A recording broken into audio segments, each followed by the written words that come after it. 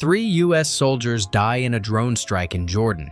Their killers were funded through a bank account at the Federal Reserve Bank of New York. Not through a hack, not through a breach. Through a system the U.S. built, approved, and renewed every year since 2003. The bank is called Al-Huda. It holds a license from the Iraqi central bank. It submits import invoices, shampoo, steel, air conditioners, and collects dollars wired directly from New York. Those dollars move through exchange houses in Jordan, through front companies in the UAE, and into the hands of Iran-aligned militias, including Kataib Hezbollah, operating under IRGC Quds Force direction. The easy answer is that Iraq is corrupt, money leaks, and that's the cost of nation building in a war zone. But corruption is random. This wasn't random. Same mechanism, same routes, same beneficiary. 20 years. This isn't a story about Iraqi corruption. It's a story about a trap. One the US designed, funded, and couldn't dismantle without destroying the government it spent 2 decades building. To understand why it couldn't be stopped, you first need to understand how it was built. May 2003. 1 month after US forces topple Saddam Hussein, UN Security Council Resolution 1483 creates the Development Fund for Iraq.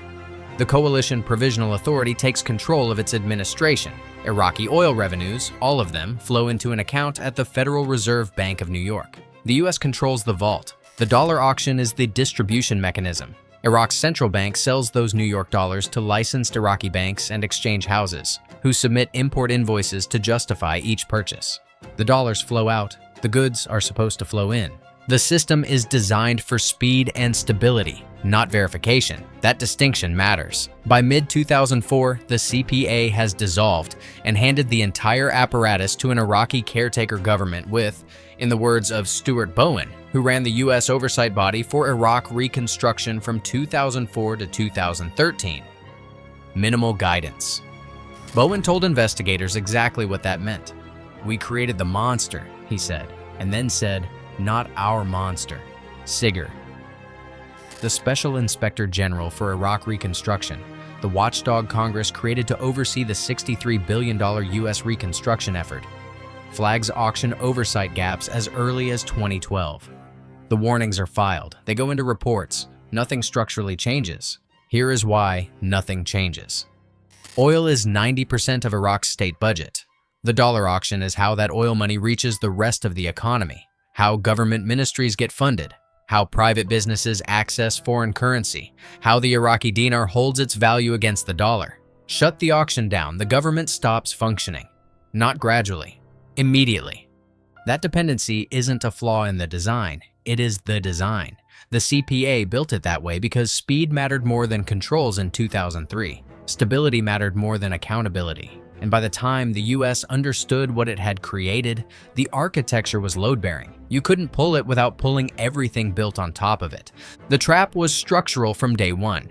The auction wasn't a vulnerability that formed over time. It was a vulnerability the US engineered into the system, handed to a government with no capacity to manage it, and then watched for 20 years. But the system doesn't just leak randomly. The leakage has a direction, a mechanism, and a paper trail you can follow all the way to Tehran. The mechanism is this. A licensed Iraqi bank submits an import invoice to the Central Bank of Iraq. The CBI forwards the request to the New York Fed.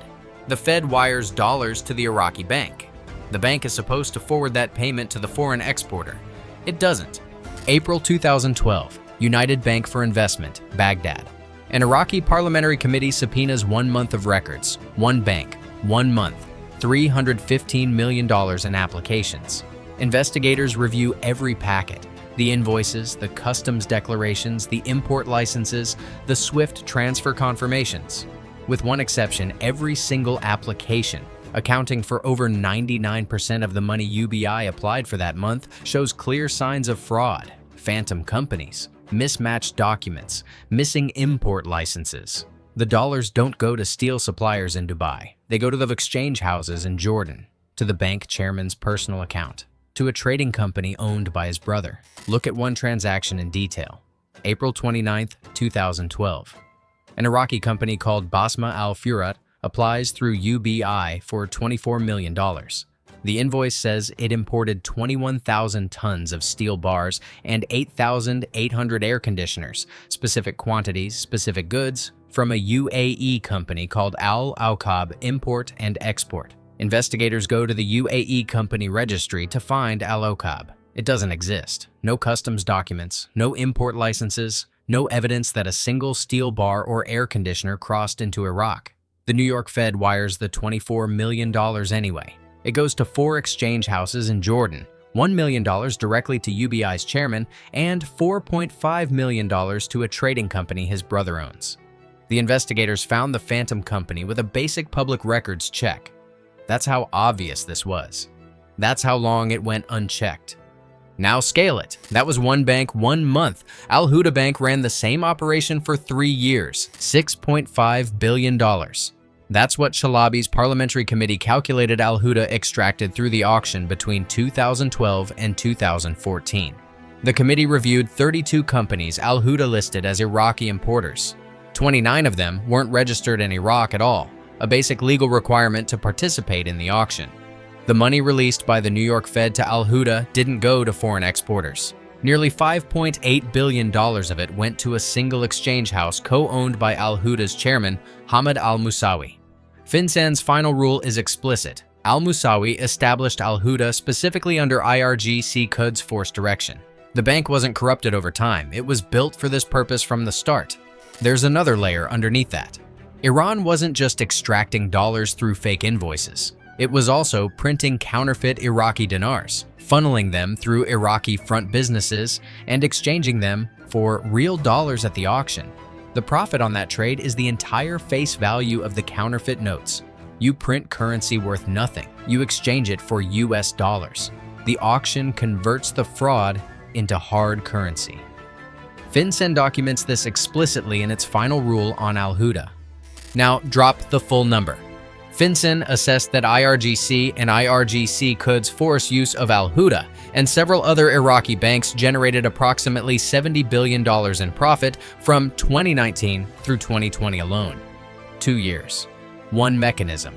In 2015, Ahmad Chalabi's committee sends a formal letter to Iraq's anti-corruption agency naming Al Huda directly. The letter is copied to the Prime Minister. Note who's sending it: Chalabi.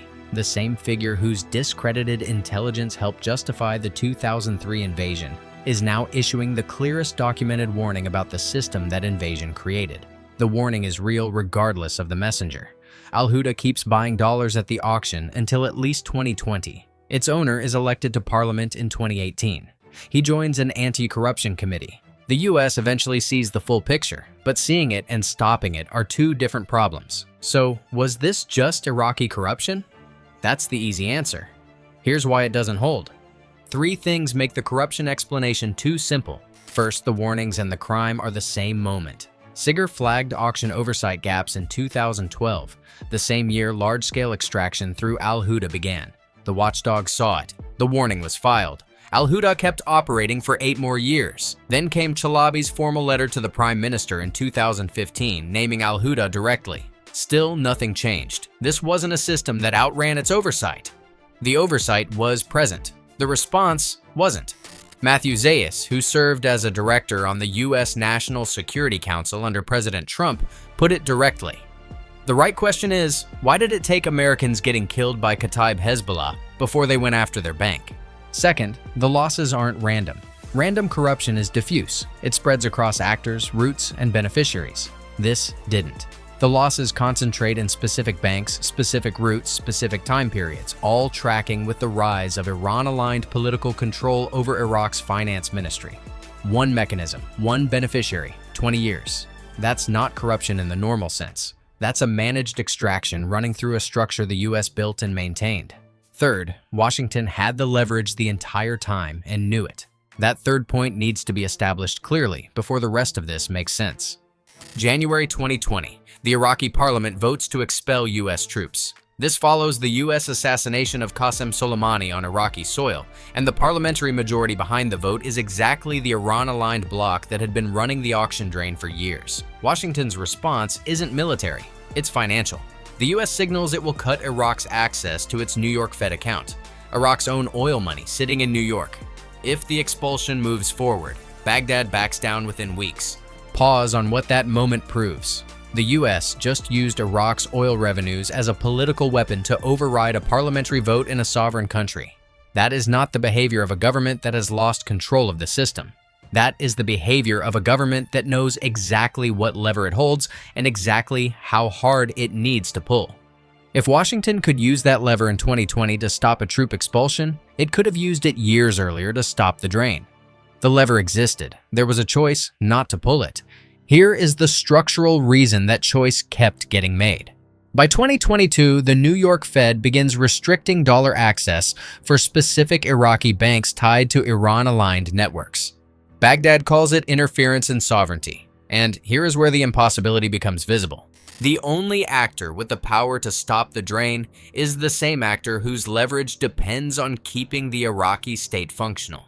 Those two facts are in direct conflict. Pulling the lever fully, cutting Iraq's dollar access until the auction is genuinely reformed, means defunding the Iraqi state. And the Iraqi state, corrupt and Iranian-influenced as it is, remains the only institutional buffer between a functional Iraq and complete absorption into Iran's sphere. Fix the auction, lose the state, keep the state, fund the militias. There is no clean option. There never was. This is why, when reform finally comes, it's partial. In 2023, Treasury and State negotiate a restructured auction, new oversight requirements, correspondent banking controls. The mechanism gets constrained. It doesn't get dismantled. Iraq formally ends the dollar auction in early 2025, not because Washington pulled the lever hard enough to force a shutdown, because the Iraqi government, under IMF pressure and with oil revenues increasingly routed through alternative channels, no longer needed this particular mechanism. The auction became redundant, so it closed. The system didn't end because it was stopped. It ended because it was replaced. And that distinction is exactly what the next part is about. The hinge moment is 2011. Everything before it is set up. Everything after it is consequence.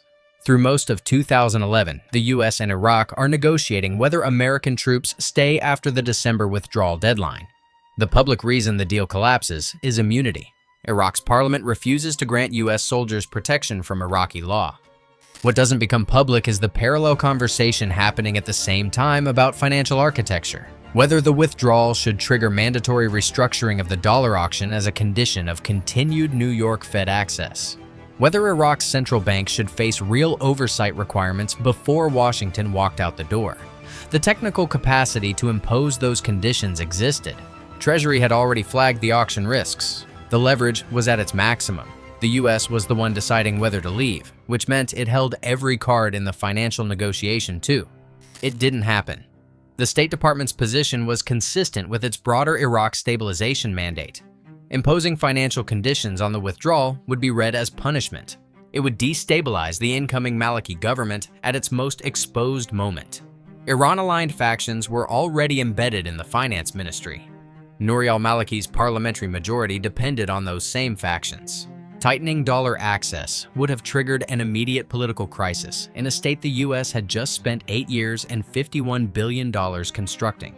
So, state overruled Treasury on political grounds. The auction stayed intact. The oversight gaps stayed open. Al-Huda kept operating. The militia networks kept climbing. That decision, made quietly by officials whose names are in the cables in 2011, is where the 20-year cost gets locked in. Not in 2003 when the system was built. Not in 2012 when Sigir filed the warnings. In 2011, when Washington had the clearest possible view of the risk and the most leverage it would ever have, and chose not to use it. Every actor in that chain was doing exactly what the system incentivized. State was protecting the political investment. Treasury was flagging the financial risk. The Iraqi government was protecting its coalition. The militia networks were extracting what the system made available. Nobody broke the rules. The rules were the problem. The master frame stated plainly, the US chose stability over accountability. Not because officials were corrupt, because the math was real.